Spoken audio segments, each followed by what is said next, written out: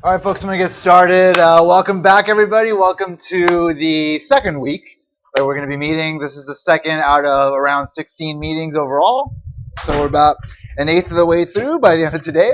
Some progress will be made. And I hope everybody's dealing with, the transition into school and, responsibilities starting to pile up on you.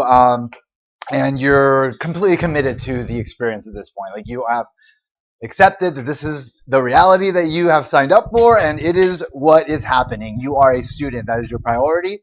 Beyond that, if you have work responsibilities, personal responsibilities, those are things that are important as well, but this is what you do, and everything else is what you do when you're not doing this. That should be your mentality. If that is your mentality, then things should go well. I like that the majority of you have come to class today. That's a good thing. You should continue to do that. Even though, again, I post lectures online and you have the ability to catch up on stuff if you miss it, don't use that as an excuse to not come to class and force yourself to be here for 3 hours with me, well, roughly two and a half, and get that first pass on the material with me. A class like this, like I mentioned last time, repetition is important. So you want to make sure that you cover the material as many times as possible. And being in class is one way of just like closing the world out and just focusing on what's being presented to you, making that the priority for you. And then that will provide you a strong foundation for understanding the information. You're not going to learn everything in class. A class like this, you don't just learn everything by coming to class. It's the start of your job. Then you go home, you go through the material again, either with the lecture or with the book, whatever method you choose. Fill in the gaps on your notes on things that maybe weren't completely clear. And then the best thing to do is, like, as we complete each chapter, clean up your notes. And then what I always did is, like, I would turn each chapter's notes into like a study guide. So like I would take one sheet of paper front and back and just fill it up with as much information as possible from that chapter that is relevant in small writing, so that it's all in one place. And then when the exam comes around, I've got however many chapters I'm covering, and then I can just like quickly just go through them, bam, bam, bam. What do I know? What do I not know? What do I need to write out a bunch of times? Okay, I have it all in one place. Plus, I've gone through the information at least twice at that point, right? You took the notes once, and then you transcribed them to your study sheet, so that's twice. So anyway, that was like a method I used. There's no recipe for success. Whatever method works for you will work for you. But in the end, repetition is key. So make sure that you are approaching the material with that intent. All right. So quickly, before I deal with anything else, I'll talk to the people that are trying to get into the course. So if you are here and you were not here last week, you will not be able to get into the course. Is there anybody in that situation? Raise your hand if you did not attend last week and are trying to get into the course. Okay, good. The people that did attend last week, so what I did was I went through on Sunday and just kind of wrote down the order that you were on the wait list. So that's going to be the order of priority for spots. Obviously, there's a lot of people on my list here, and spots aren't necessarily just like opening up. So I just want to be realistic with you about your chances. So Arthur, you're number 1. You're likely to get in. Hagop, are you here? There's a good chance you'll get in. Who knows? Very likely you're number 2. Joyce Gutierrez. Okay, you're number 3. Maybe. We'll see what happens. People have to drop out. Number 4 is Samantha Rodriguez. Okay. Number 5 is Rodolfo Lopez. Rodolfo Lopez. Okay. Number 6 is Liana Viray.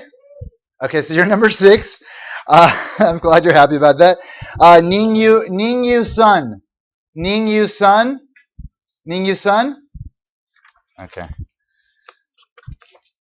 Antonio Marco? Okay, so you're number 8, but there's 2 people that aren't here, so essentially you're number 6. David Joya. David Joya? Not here. Okay, so those are the people that were on the wait list, and then I've got Jose Morales, Asad Mohammed, Jordan Gill, Rafi Derm something. I'm sorry I can't pronounce your last name, and Hamel Lopez. So those are the people that were not on the wait list, and you get the last priority. So there's 6 people that will get priority if 6 spots open up. The rest of you that are not on the wait list and are in that last group, all the other people have to get in before you get in. So the chances are slim that you're going to get in. You have every right to sit in and try to get in, because the only way you can get in is by continuing to come to class at the beginning, sitting through the entire class, and signing in at the end. That's the only way you can get in. So you have to do that to even have a chance of getting in. But I understand if you feel your chances aren't great, walking away is respectable. I wish I could help you more, but I can't. Anyway, that's what I'm going to tell you. That group, everybody else, again, it's about priority. It's about the order you're in. I hope things work out for you. But again, it is about seating capacity, and the university will not allow me to register more people than there are seats in the class, and that's it. So people need to drop out in order for you to be able to be let in. So that's the reality you face. Do with it what you will. I hope things work out for you. And that's all I'm going to talk about that. That's all I'm going to say about that. If you have questions, ask me during the break. Again, you can't sign in until the very end of the class, so that's a time I can address those things as well. All right. One of your fellow students, what was your name again? Aubrey. Aubrey came to me and let me know that if you bought the 9th edition of the book in the bookstore, that the code they give you doesn't work on our system. I contacted Connect, and they told me that you have to contact Connect, and they will switch out the code for you. So you'll tell them your code, and they'll give you a code that works. So that's the solution for that problem. I'll include that in my email today just to remind you. So again, ultimately, any problem you have with Connect, like I mentioned, just call them. They should be able to resolve the problem for you. Brief word on what's going on in this country and our government with respect to Muslims. If you're a Muslim and you're here, I first want to say I am sorry for the approach that this country is taking with respect to you. Sometimes in life, the big forces that kind of govern us don't behave in the best ways possible. And it's unfortunate, but that's just the reality of the situation we're in. We are lucky to be in this country, though, and have the freedoms that we have. But if for whatever reason you are feeling distress over the situation right now, don't keep it bottled up. Talk to somebody about it. Talk to me about it. Talk to other professors about it. There's counseling surveys on campus. Talk to your friends about it. Don't let things fester. You have to keep in mind that there are people that respect you and support you and will not treat you the way that certain people that now have power in our government will treat you. There's a lot of people. We saw it throughout this nation, people going out into the streets, hitting the airports. There's just a lot of solidarity with respect to just sending the message to just average everyday folks that happen to be Muslim that you're respectable people and you deserve to be respected and you deserve to be treated like everybody else. And so that is there, and you should take solace in that and feel good about that. And again, don't let bad feelings stay bottled up and just let them fester and become whatever they're going to become, because that's just unhealthy. And again, there are services on campus, people you can talk to, and you should. All right, I just wanted to get that out. Beyond all that stuff, is there anything anybody would like me to address with respect to the class before I start talking about the actual material that we are going to cover? Yeah. We're currently waitlisted, which, by the way, on the website on Solar, it shows that this class is. Yeah, because waitlists go away after the first week, and that's why I have my own waitlist now, based on the rankings on the old waitlist. Yeah. Did you want us to people who are waitlisted but still want? I know you said that 3 weeks later the assignments will start getting due. Yeah. Did you want us to is there a way for the waitlisted people to get a head start? Did you get a syllabus the first day? I did, but I didn't log in because I think you mentioned not to log in. Well, I mean, you can log into Connect through that, to the URL that's there, and just sign up for the homework system if you want to start checking things out. That's possible. You can also log into Piazza if you have questions and ask questions via that. Yeah, just for now, I don't want to just add a bunch of people to Moodle, because then later I have to get rid of them, and it's not necessary. Are you somebody that's on the wait list? Yeah. What is your name? Okay, you're number 5. Make sure you come on time because if you don't, you can be out of the running like that. But you're number 5. Um, anyway, yeah, so I can't put a bunch of people on Moodle. So just for now, just kind of hang in there. And if you wind up getting into the course, you'll get full access to all the resources. Yeah. Any other questions you'd like me to address about the course? All right, let's jump in then to the material. So we covered chapter 1 last week, just basic introductory chapter, sort of covering some of the basic ideas that underlie the approach of economics in general. And now we'll jump into the first chapter that has actual material that has some like value in and of itself, right? Not just related to everything else. So it's your standard sort of covering of the supply and demand model that you've been introduced to in your introductory micro courses and your high school micro courses. So you've seen some of these ideas before. In this class, we kind of touch upon the things that you've already learned, highlight that information, and then take it a step further by introducing sort of more sophisticated versions of them. So we'll throw in some equations today to represent demand and supply, but a lot of the intuitions you've already gained by studying this stuff once will still be relevant. And so, yeah, so there'll be enough of a foundation, ideally, for you to not to have too much trouble with this chapter. And then remember, the first exam is based on chapters 1 through 4. Chapter 1 is what chapter 1 was. Chapter 2 is going to be this familiar. Are you on the wait list? Okay, good. Chapter 2, you know, obviously something accessible as well because you've learned some of these ideas before. Chapter 3, kind of related, and then maybe not. There's some statistics stuff in there that you might have covered before, but related to like demand. But chapter 4 is where it starts to get like kind of sort of a little bit more foreign to you based on what you've already covered. So just remember that as we're moving towards the first exam, that chapter 4 could be a big hurdle. And so maybe it's a good idea for you to start getting ahead, kind of reading all the chapters, getting just a first pass on the material before I even cover it. There's even on my YouTube channel, there's playlists from last year and you know the year prior, well, like the last 3 semesters that I've taught this. There's YouTube playlists for all the lectures, so you can actually get ahead on the lectures as well. Start just kind of exposing yourself to my lectures earlier, whatever it takes, so that you don't get hit like at the end with like a sort of a challenge right when you're also expected to start preparing for the first exam. So just keep that in mind.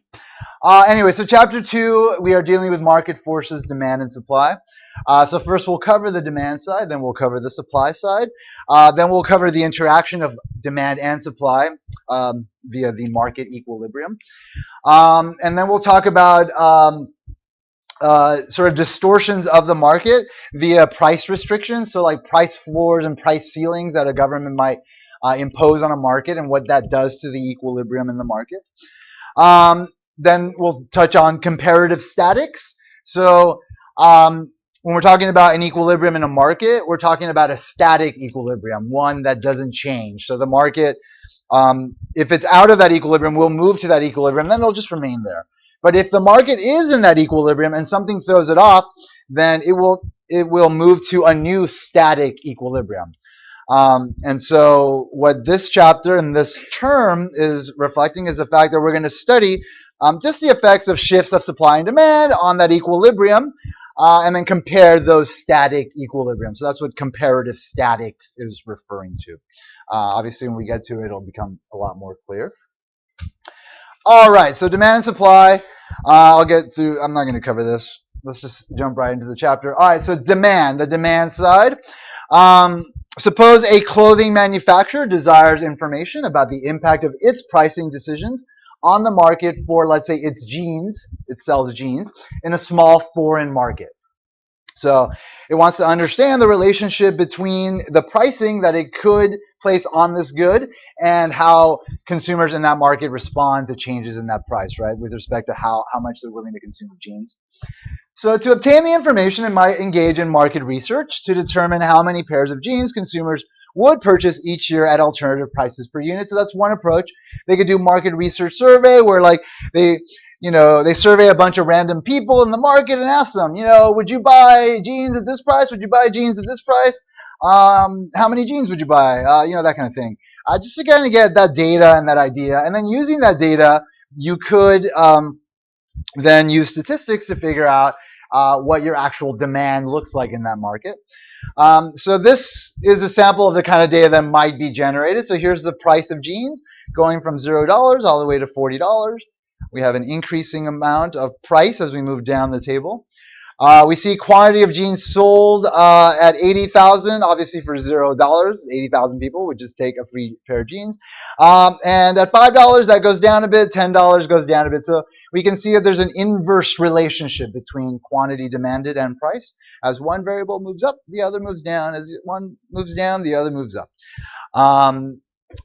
And the other information here is other things that could affect demand, but they are being held constant. So we assume the average consumer income is $25,000. So if you were to do a market research survey, you might be targeting just people of like that income bracket, right? So you'd ask them, do you fall within this income bracket? Yes, good. Then you move forward and ask them questions about how many jeans they'd buy at various prices. But if not, then they're excluded from the survey. So then that allows you to focus on, one group. Advertising expenditure held constant. We assume that that's not affecting demand. Average price of related good, in this case shirts, is also being held constant. So the market research again reveals that holding all other things constant, that the quantity of jeans consumers are willing to buy, are willing and able to buy, goes down as the prices rise, right? So again, this is reflecting that inverse relationship, which is embodied in the fundamental economic principle of the law of demand. So that's just a way to describe that relationship between price and quantity demanded. It reflects the law of demand. Right. Yes, price and quantity are inversely related. All right. Now that relationship between quantity demanded and price can be represented by the market demand curve, right? So the market demand curve is graphed as you see it here, and just the standard approach is to put the price variable on the y-axis, right? So the vertical axis, the y-axis, is where price always will go when we're looking at markets graphically. And then quantity always goes on the x-axis. So the market demand curve is a curve indicating the total quantity of a good all consumers are willing to, and able to purchase at each possible price, holding the prices of related goods, income, advertising, and other variables constant.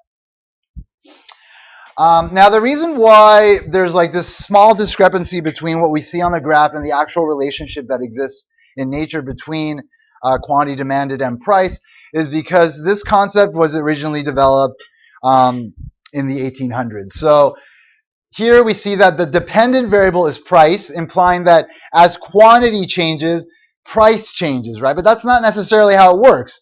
Quantity demanded responds to price. So quantity demanded is actually the dependent variable, and price is the independent variable.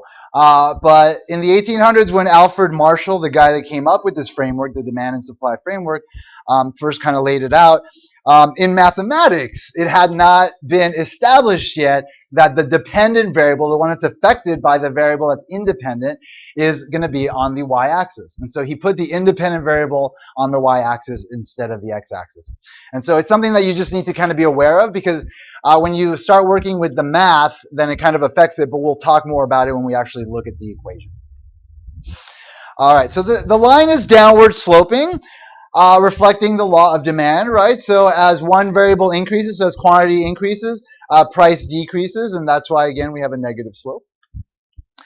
All other factors that influence demand are held constant at each point on the line. Again, like in economics, we simplify the world because the world is complicated, right? There's a lot of things affecting demand for something, right? There's a ton of things. We will identify the main things, but there's a ton of things affecting it. And the most realistic model possible that will explain changes in quantity demanded will include all those variables. Some of them will wind up being significant, some of them will not. But the more you put in there, the better, just to be able to explain it. But in terms of like being able to represent these relationships graphically, you can only visually represent, which is geometrically, which is graphically, these relationships when there are only two variables involved. You could throw in a third variable, and then you'll need an extra axis. So here you have the x-axis and the y-axis. So to throw in a third variable, you would have the z-axis, right? And it would come out from the flat plane. And then you could have like a three-dimensional construct that would represent a relationship between three different variables. And you could go a step further and add a fourth dimension, time, and say, well, here's this relationship between these three variables, and here's how it would change over time, because over time the relationships tend to change a bit or whatever. So that's the most you could do as far as being able to represent something geometrically, graphically. And so that's why ultimately, like when you take like introductory micro and introductory macro, you're going to wind up learning a lot of intuition about these relationships from graphs. But that's not the best way to study this stuff, because the world is more complicated than that, and that's why you need to jump from the graphs to math in classes like this and beyond. And that's where you get the true insights into how these models work and the insights that they can gain you. And so that's why you have to sort of be understanding of where you've come from and why it is that you weren't quite where we need you to be, and why a class like this is necessary. But still, to gain like the basic intuition about these relationships, it is always good to use graphs. So I'll use graphs in this class as well to sort of establish the basic intuition that underlies the relationships that we're studying. And then you'll take that understanding and like apply it to like more complicated cases via the math. So when we're dealing with the graphs, we need to be able to distinguish between movements along this curve, this demand curve, versus an entire shift of the demand curve. So when we're talking about a movement along the demand curve, we're basically talking about a situation where quantity demand is being affected by only one variable, and that is price. So whenever price is changing and therefore affecting quantity demanded, we're going to move along this curve that embodies this relationship between price and quantity demanded. So we need to be able to describe that differently than we would when we're talking about a change in something else that's affecting demand. That would be represented by a shift of the entire relationship. So when there's a movement along the curve, we say there's a change in quantity demanded. So again, that means that changes in the price of a good lead to a change in the quantity demanded of the good, and this corresponds to a movement along a given demand curve. But again, other things can affect this relationship, and when they do, they will shift the entire relationship between price and quantity. So again, economists recognize that variables other than the price of a good influence demand. When we graph the demand curve for good X, we hold everything else but the price of X constant. So when something else is affecting quantity demanded other than price, we are shifting the entire relationship, and we describe that as a change in demand. So changes in variables other than the price of a good, such as maybe income or the price of another good, lead to a change in demand. This corresponds to a shift of the entire demand curve. So a decrease in demand is describing a shift of our demand relationship to the left, and an increase in demand describes a shift of the entire relationship to the right. So again, just to drive home this distinction, a change in demand is not equal to a change in quantity demanded. So a change in demand means that at, let's say, $1, where folks before were willing to buy 10 units, now at $1, folks are willing to buy 15 units. So let's say incomes went up in the economy. That's why that happened. And so that happened at any price. So if quantity demanded increases at any given price, then demand increases. So that means that demand has shifted to the right, versus You're in a market, the price is $1, 10 folks are willing to buy the jeans, all of a sudden the price drops to 50 cents. The only thing changing is the price. And so that means that at 50 cents, people are willing to buy 14.2 jeans. And that again represents a movement along the demand curve.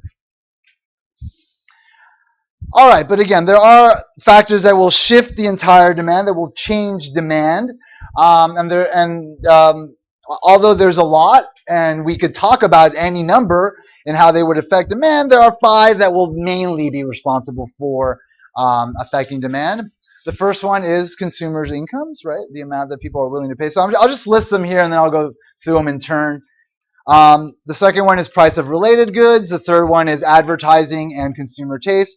The fourth is population, and the fifth is consumer expectations. All right, so let's talk specifically about income. So whether an increase in income shifts the demand curve to the right or to the left depends on the nature of consumer consumption patterns. So there's 2 possible cases. One is that the good is called a normal good. When the good is a normal good, an increase in income leads to an increase in the demand for the goods. So as people's incomes go up, they buy more of these normal goods. And as people's incomes go down, they buy less of these normal goods versus inferior goods. These are goods for which an increase in income leads to a decrease in the demand for the good, and vice versa. So the case I always use is like generic brand hot dogs. You're students, your incomes are limited. They're fixed. So sometimes you're in a bind and you just have to buy some crappy food just to get by. So you're willing to buy something like a generic brand hot dog that who knows what's in those hot dogs, but hey, they're cheap, right? They'll get you through the week. And so that's something you're willing to deal with now. But as your incomes go up, as you get out of here, you get a job, your career starts to take off, you're not going to buy generic brand hot dogs anymore. You're going to buy those really nice, like all beef hot dogs from beef that's raised in like free range farms where they're not using chemicals, etc. Right? You're going to buy the best hot dog possible. So the generic brand hot dog is an inferior good. As your income goes up, you buy less of it. And the all beef hot dog is a normal good. As your income goes up, you buy more of it. Another thing that will affect demand is the price of related goods, and there's 2 possible cases here again. So changes in the price of related goods generally will shift the demand curve for a good. So let's say we're talking about substitutes. Substitutes are goods for which an increase in the price of one good leads to an increase in the demand of the other good. So I got very literal with this and used the case of like a sugar substitute. So let's say you're buying Sweet and Low, and all of a sudden the price for Sweet and Low doubles, then you will substitute away from Sweet and Low to a substitute, right? To equal. So as the price of Sweet and Low goes up, your quantity, the demand for equal will go up, right? At any given price, people will buy more equal because they're substituting away from Sweet and Low to equal. And the other case is a case of complements. Goods for which an increase in the price of one good leads to a decrease in the demand for the other good. Classic case, peanut butter and jelly. In the US, culturally speaking, people like to buy peanut butter and jelly together. So as the price of one of them goes up, people will buy less of that good, but they'll also buy less of its complement as well. So the relationship between the quantity demanded of a complement to the price of the other of a complement is the same as the relationship of a price of a good to its own quantity demanded, the change in quantity demanded for the same good. So again, goods for which an increase in the price of a good lead to a decrease in the quantity demand and the demand for the other good is the case of complements. Third factor that will change demand is consumer taste, which can be affected by advertising. So another variable that is held constant when drawing a given demand curve is the level of advertising. So let's say there's an increase in advertising. The advertising is really effective. So at any given price, folks are willing to buy more of the good. Let's say this is high style clothing. So effective advertising will increase demand. That means that before 50,000 units of this high style clothing, people would buy that for $40, but now that quantity will be bought at $50. People are willing to pay more for a specific quantity. Another way to look at it is at any given price, people are willing to buy more. So at $40 before, they were willing to buy 50,000 units. Now they're willing to buy 60,000 units. So you can look at it either way. In the same, we're talking about the same thing, an increase in demand. There's a couple of different types of advertising that could affect demand. One is informative advertising.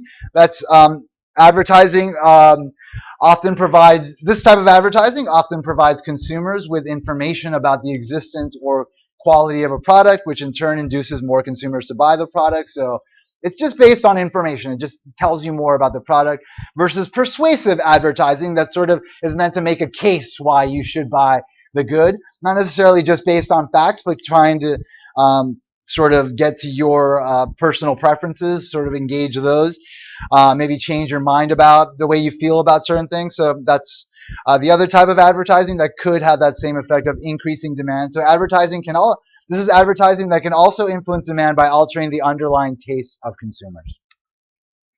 All right.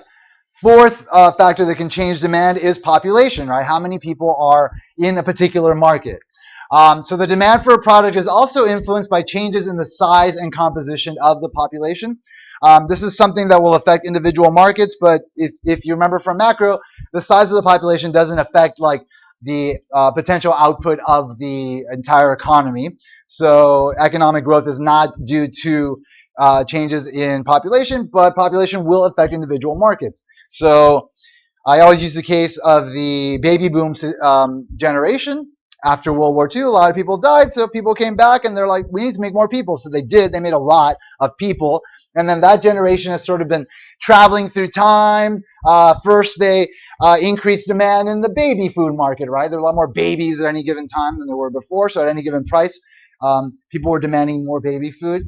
Education, same thing. When they got into their 20s, demand for education went up. Now they're old. They're starting to retire. Demand for medical services, demand for prescription drugs is increasing due to that increase in those populations that buy those particular goods. So again, generally as populations rise, more and more individuals wish to buy a given product, and this has the effect of shifting the demand curve to the right. And finally, consumer expectations. Changes in consumer expectations can also change the position of the demand curve for a product. So let's say consumers in the oil market hear that there was a new supply of oil found under Nevada, right? Enormous, huge, which is going to increase the supply of oil, which will lower the price of oil. But it's going to take a while, maybe like a year or so. So people know that oil is going to be cheaper in a year. So now they will buy less. They will buy less in the present because they know that in the future they'll be able to buy more. So at any given price today, demand will decrease in expectation of a better price in the future, in which in the future demand will increase, right? So expectations will have an effect on demand. Expectations about what's going to happen in the future will affect demand today. All right, now that I've covered like the basic stuff that you've already covered at some point in your lives, let's take it a step further and look at the demand function, the mathematical relationship between quantity demanded and these other variables. So a demand function is a function that describes how much of a good will be purchased at alternative prices of that good, and also related goods, alternative income levels, and alternative values of other variables affecting demand. So we're going to use some notation here to differentiate between different variables. So Q superscript D subscript X represents the quantity demanded of good X. P subscript X represents the price of good X. P subscript Y represents the price of a related good. That good could be a complement. It could be a substitute. It depends on what we're studying. It's important to keep a close eye on these subscripts, though, because they will differentiate one variable from another variable. So, if you've taken just regular math courses, you've seen X's, you've seen Y's to different to differentiate different variables, but you could differentiate different variables in any way. So just throwing a subscript on the P will differentiate this price from this price, right? This is the price of good X versus this is the price of good Y. You just have to be mindful of this notation, what the notation means, track it. If you lose track of it, go back to the beginning where things are defined and make sure you understand what the notation is referring to, so that you don't get lost in the notation and then are incapable of understanding ultimately what the relationships are that we're trying to look at. Another variable, M represents income, and then we throw an H to represent the value of other variables that affect demand. We talked about advertising, so we can say that's the amount of advertising. Therefore, the demand function for good X may be written in general form as this relationship here. So the quantity demanded of good X is equal to F, so it is a function of these other variables. So this is how economic modeling and mathematical modeling begins at its earliest form. Like, you just establish a relationship between variables. You look at a variable that you're interested in studying and say, what are the ones that are acting upon that? So in this case, you would say, oh, well, the price of the good and the price of a related good, and then incomes, and then amount of advertising that's spent. Do we know what that relationship actually looks like? No. Is it a line? Does one of them affect quantity demanded linearly, and then another one affect it kind of quadratically?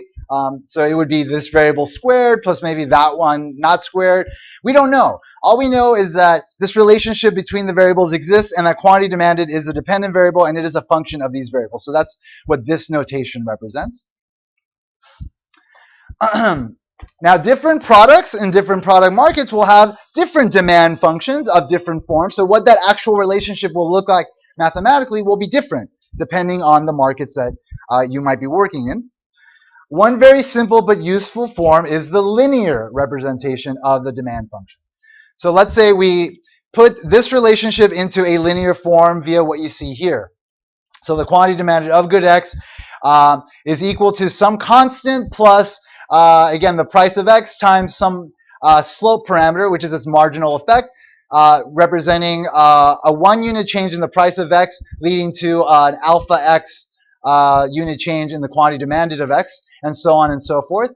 So the alphas are fixed numbers that the firm's research department or an economic consultant typically provides to the manager. So knowing that the quantity of your good depends on these other variables, you do some market research, you find out information that can then, then can be combined into a table or whatever, and then you use that table with a statistical software to actually estimate what is this constant here and what are these slope parameters here.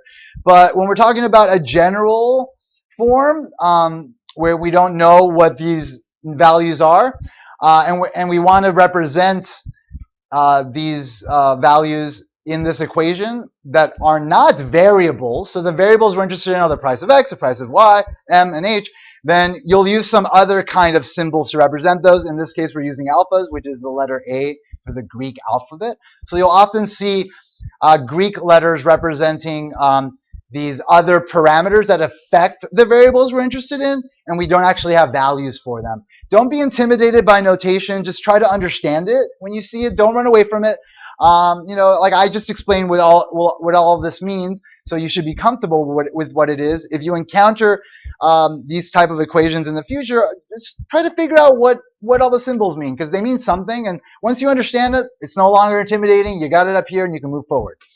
All right. Anyway, so the alphas are something that you can estimate via statistical analysis. Now, these alphas have some important information about the relationships that we're interested in studying. By the law of demand, we know that as the price of X increases, that leads to a decrease in the quantity demanded of good X. So therefore, alpha X is going to have a negative value. Whatever that number is, it's going to be negative. As the price goes up, the quantity demanded will go down, and vice versa. So alpha X will be negative. We know that for sure, just given the nature of the relationships. The sign of alpha Y, so the slope parameter on the price of the related good variable. So again, this is the price of a related good, which we just call Y, right? We don't know what it is because we're not talking about anything specific yet. We're just talking about the price of a related good. So the sign of alpha Y will tell us if the goods are substitutes or complements.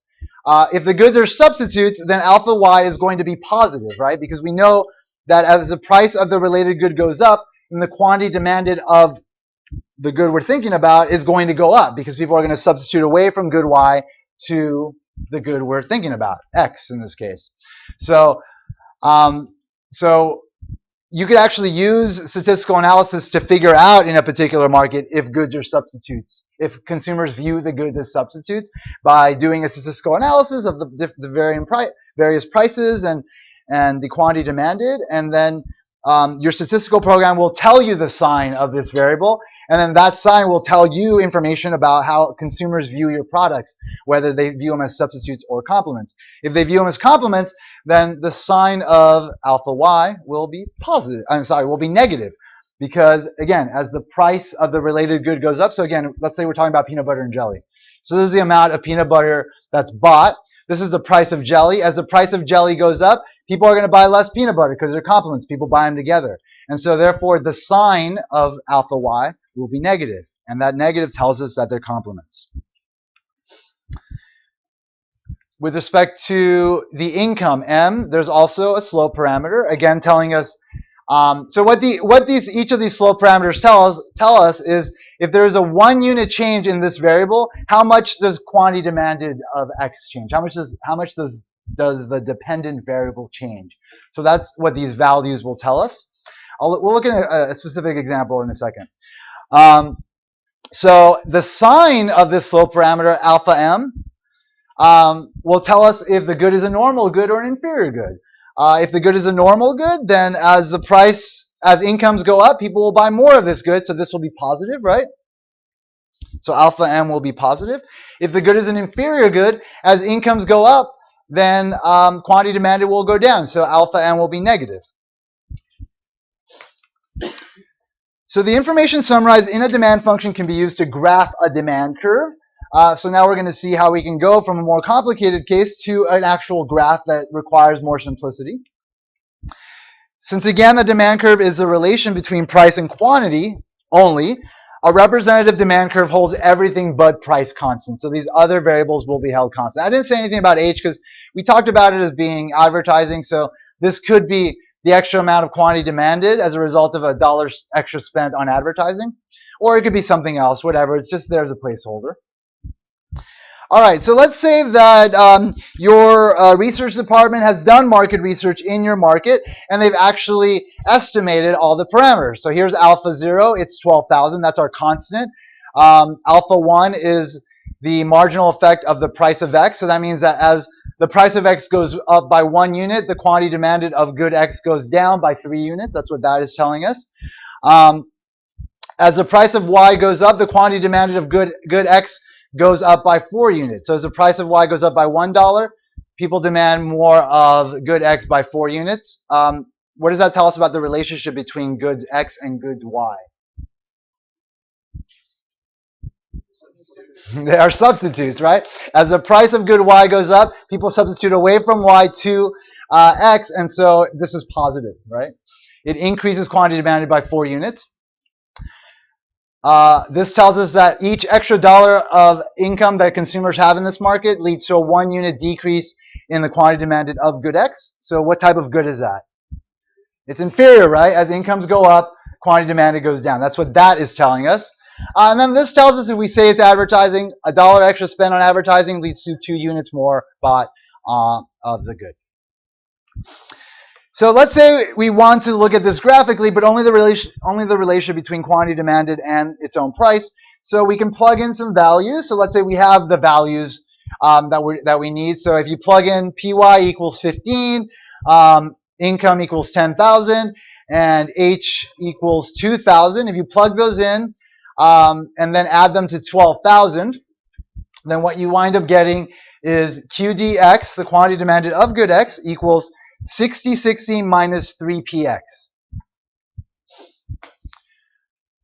So what the constant tells us is What quantity demanded is independent of all those other variables. So the quantity demanded of good X, taking into account all these other variables, is 12,000 when all of these are 0.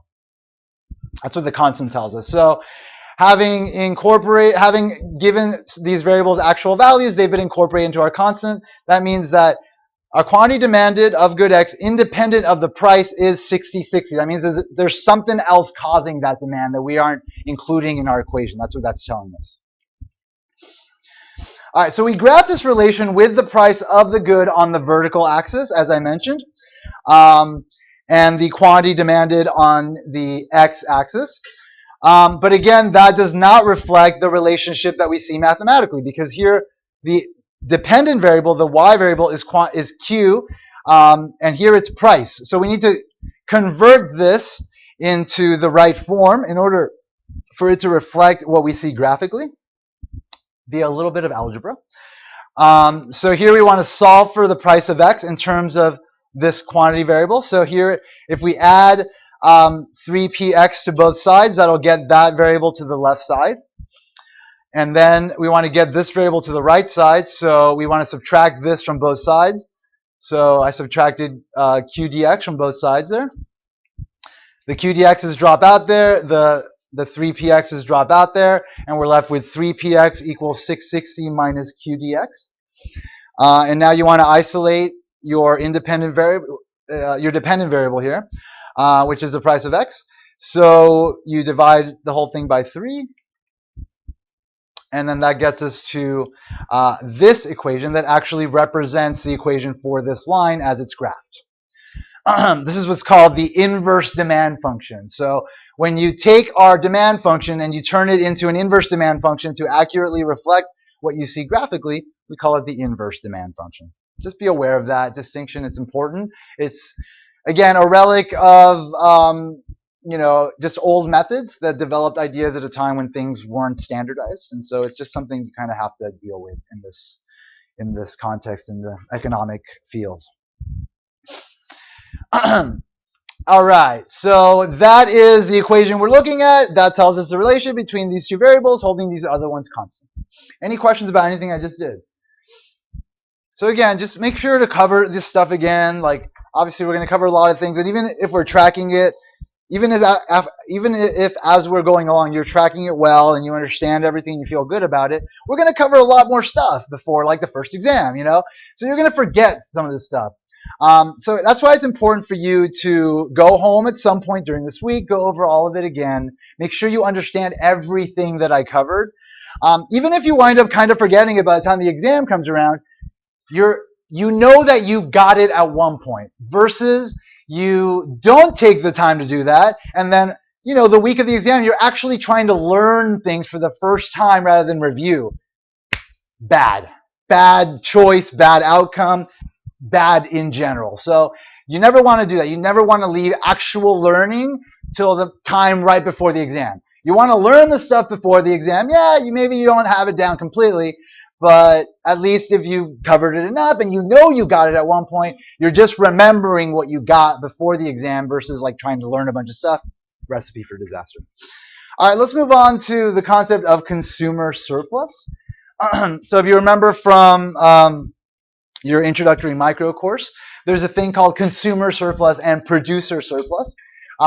That results from the fact that we have markets where you have a bunch of people interacting, a bunch of buyers, a bunch of sellers. Let's say there was only one buyer, right? And they were willing to pay like $5 for the good. And there's only one seller, so they'd go to the seller, and the seller would be like, "Well, how much are you willing to pay for it?" And the guy would be like, "Well, I'll pay $5 because that's how much I'm willing to pay." So the guy would be like, "Yeah, great, I'll take it." That's a world where there aren't a lot of buyers and a lot of sellers. But in a world with a lot of buyers and a lot of sellers, when you have demand and supply interacting, they will establish an equilibrium price for that market. We'll talk about what that means in a bit. But it'll be the price that good will sell for generally everywhere, right? And so that individual person that was willing to pay $5 for the good, let's say in this market where the equilibrium price is $3, that single person who is willing to pay $5 has a consumer surplus of $2. They are willing to pay $5, but they only have to pay $3 because they get to interact in the market and they get to benefit from that. So that is their consumer surplus.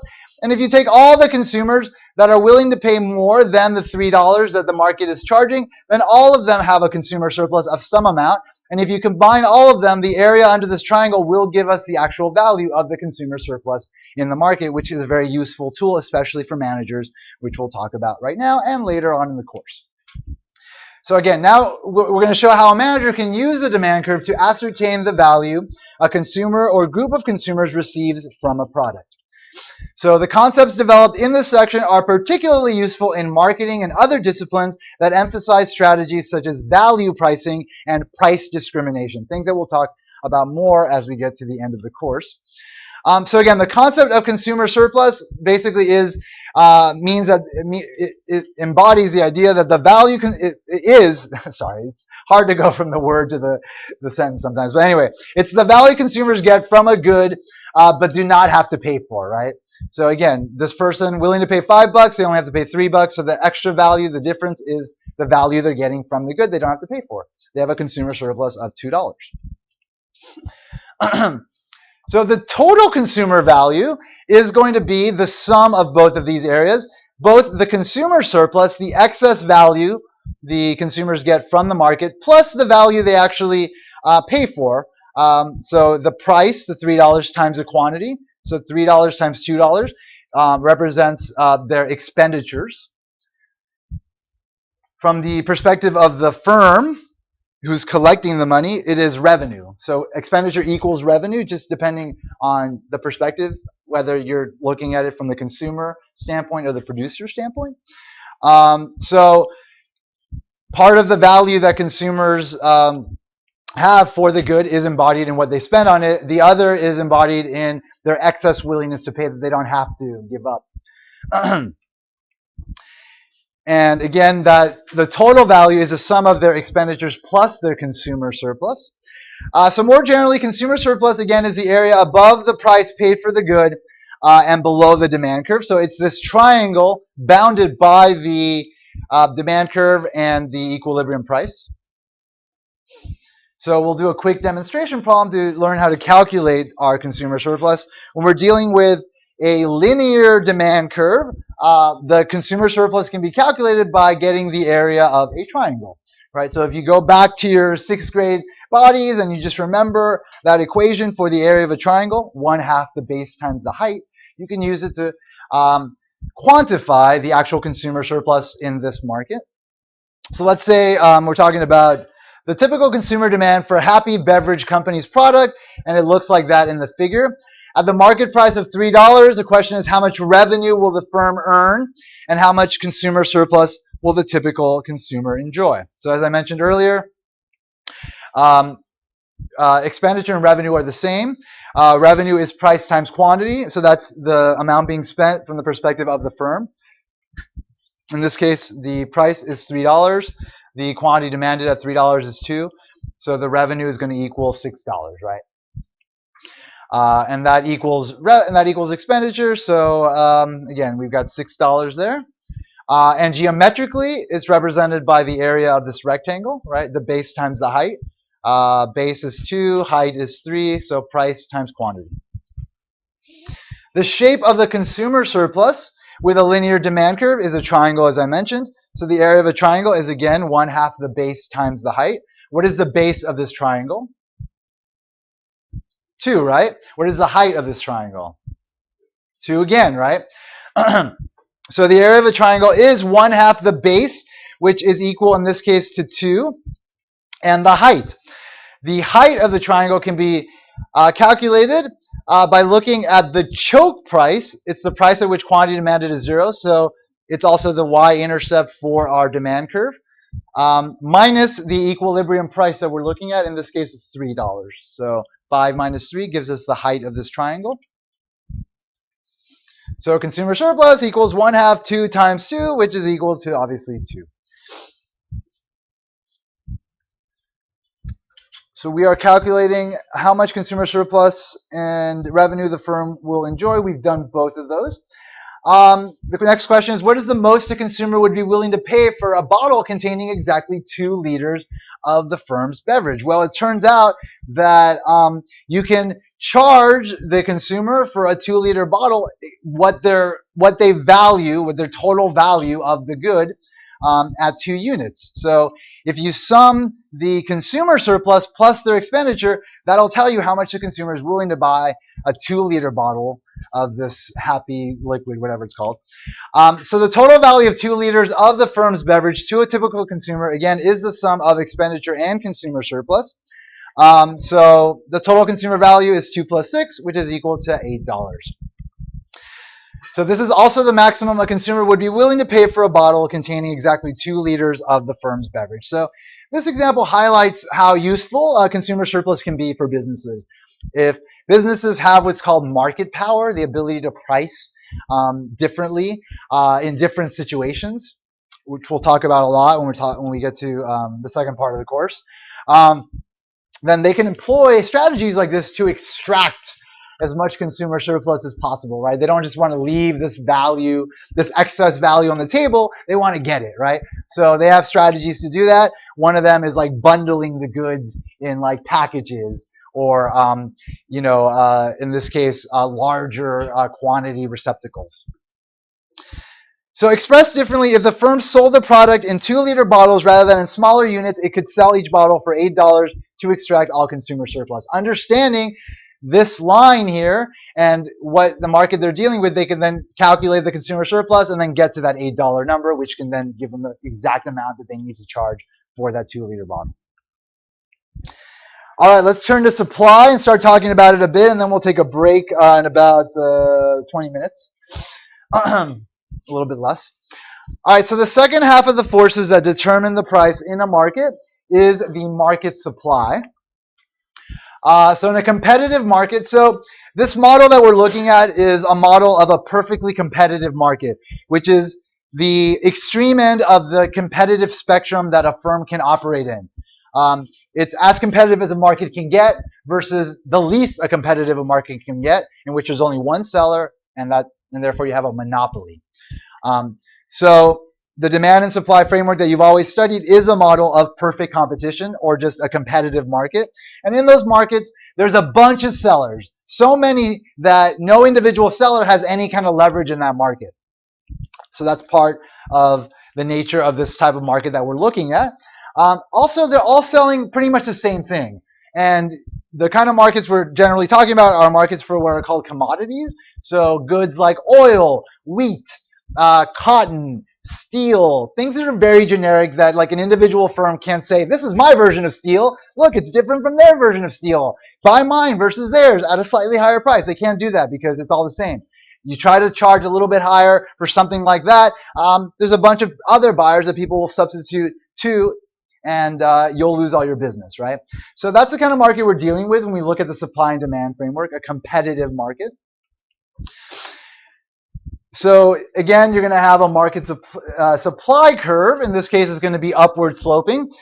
So the market supply curve is a curve indicating the total quantity of a good that all producers in a competitive market would produce at each price, holding input prices, technology, and other variables affecting supply constants. So again, there's other variables that affect supply that we'll talk about in a second that will shift the entire relationship, but the line itself just represents that relationship between price and quantity supplied.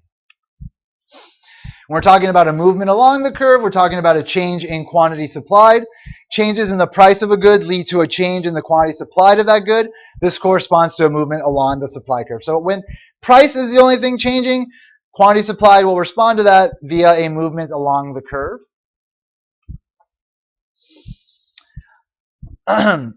The fact that we have an upward sloping relationship reflects the law of supply. So as the price of a good rises and other things remain constant, the quantity supplied of the good rises, right? That's just very intuitive characteristic of most markets, where suppliers will supply more as the price goes up. So that represents the law of supply. Now, again, let's talk about things that will shift the entire relationship. So what are the main supply shifters? Again, you can probably think of a number of them, but these are the main ones, the ones that are most effective. and common. So again, when we're shifting the entire relationship because something other than the price of the good is affecting the supply of the good, we're talking about a change in supply versus a change in quantity supplied, which is just a movement along. So a change in supply means that there's changes in variables other than the price of a good, such as input prices or technological advances that lead to a change in supply. This corresponds to a shift of the entire supply curve. If it shifts to the right, we say we have an increase in supply. If it shifts to the left, we say we have a decrease in supply. All right, let's talk about the main shifters of supply. The first one is input prices. So firms need to use labor to produce, right? They have to hire people, so they have to pay them wages. If the price of laborers goes up, the cost of producing goes up. That means that at any given price, producers are going to supply less. So that will shift supply to the left, right? Supply will decrease. Also, they have to use other things like machines, buildings, raw materials, etc. When anything goes up in price that they need to produce, their costs go up. That means at any given price, they're going to supply less. So again, the supply curve itself reveals how much producers are willing to produce at alternative prices. As production costs change, the willingness of producers to produce output at a given price changes as well. All right, another of the main shifters is the level of technology or government regulations. So changes that make it possible to produce a given output at a lower cost have the effect of increasing supply, right? So, you think back to like the early 1800s before the first industrial revolution, everything had to be produced by hand. There was no automation whatsoever. That hadn't been invented yet. All of a sudden, Eli Whitney created the cotton gin, and then that sort of led to a snowball effect of a whole range of other big innovations. Steel was one of them, the internal combustion engine. The steam engine came before that. These advances dramatically changed our ability to produce, right? So we were able to produce a lot more within a small amount of time, which dramatically lowered our costs. So all the goods that were being produced that benefited from that, in those markets, supply increased, right? At any given price, firms were willing to supply more because their costs had decreased, right? Another thing that could affect the supply is maybe natural disasters that destroy existing technology or government regulations such as emission standards that have an adverse effect on businesses. They can shift the supply curve to the left. So that's self-explanatory. All right, number of firms. So, in the smartphone market, initially there were a couple of phones, but then more producers got into the game. So at any given price, supply increased, right, as more firms entered the market. As additional firms enter an industry, more and more output is available at each given price, reflecting a rightward shift in the supply curve. So number of firms.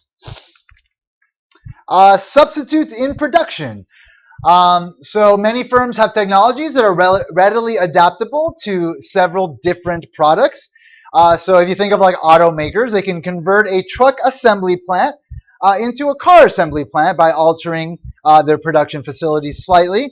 So when the price of cars rises, these firms can convert some of their truck assembly lines to car assembly lines to increase the quantity of cars supplied. So again, if the goods are substitutes in production, then maybe the increase in price of one good will lead to a decrease in supply of the other, and vice versa. You could also have complements in production, like heating oil and gas that's used to eventually become gasoline for cars. When you're pumping up, let's say the price of gasoline goes up. So then the producer that is interested in pumping out more gas starts to pump out more oil. A byproduct of that is that more heating oil is also produced. So because those are complements in production, because the price of oil, because the price of gasoline has gone up, then the supply of heating oil will increase. So that would increase the supply of heating oil. So again, goods can be substitutes and complements in production. And finally, taxes. So the position of the supply curve is also affected by taxes. You have a couple of different taxes we'll consider here. One is the excise tax. Excise tax is a tax on each unit of output, it's the same tax. So if it's like $10 per unit, that's what it is. Where the tax revenue is collected from the supplier. So let's say the government imposes let's say 20 cent per gallon tax on gasoline. Since each supplier must now pay the government 20 cents per gallon for each gallon of gasoline they sell, each must receive an additional 20 cents per gallon to be willing to supply the same quantity of gasoline as before the tax. So let's look at what that looks like graphically. So an excise tax effectively shifts the supply curve up by the amount of the tax. So at $1 before, firms were willing to supply this much. To be able to supply that same amount now, given that they have to pay 20 cents per gallon to the government, they have to raise their prices by 20 cents. So that effectively shifts the supply curve to the left or decreases supply.